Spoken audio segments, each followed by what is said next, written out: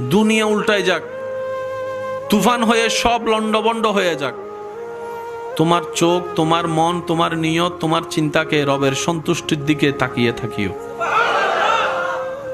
রব যদি তোমাকে দিয়ে খুশি হয়, তুমি পেয়ে খুশি হও। রব যদি তোমার থেকে নিয়ে খুশি হয়, তুমি দিয়ে খুশি হও, হারিয়ে খুশি হও। কারণ যে বান্দা রবের খুশিতে সন্তুষ্টি মনে হতাশা ছাড়া খুশি থাকতে পারে, রব্বুল আলামিন ফিদ দুনিয়া হাসনাতাও ওয়া ফিল আখিরাতি হাসনাতার, দুনিয়া আখিরাতের নিয়ামত সে বান্দাকে দান করেন। সুবহানাল্লাহ।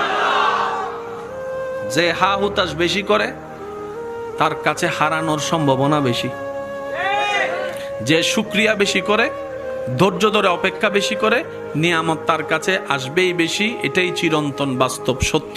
চিৎকার দিয়ে বলেন সুবহানাল্লাহ। সাইকেল চালাতে গেলে পড়তেই হবে, যত পড়বেন তত কোমর আস্তে আস্তে সোজা হবে। কারণ সাইকেল, মোটরসাইকেল চালানোর মেইন শর্তের মধ্যে একটা শর্ত হচ্ছে কোমর কি রাখা, স্থির রাখা, সোজা রাখা। যারা পড়ে যায় তারা দেখবেন কোমর যদি নড়াচড়া করে ব্যালেন্স নষ্ট হয়ে যায়। যত পড়বেন ব্যথা পাবেন, ধাক্কাটাই পাক্কা হয়ে একদিন দেখবেন আর পিছন থেকে একজনকে ধরা লাগছে না, আপনি নিজেই সাইকেল চালাইতে পারবেন। সাঁতার শিখার আগে পানি খাইতেই, জোরে বলেন, একদম জোর করে খাইতে না চাইলেও এক ফোঁটা হইল পানি খাবেন, সাঁতার শিখবেন। একটু জোরে বলেন না।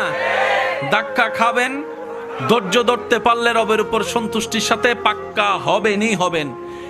এমন ভাবে আল্লাহ তাআলা আপনাকে পাকা বানাবে, মজবুত বানাবে।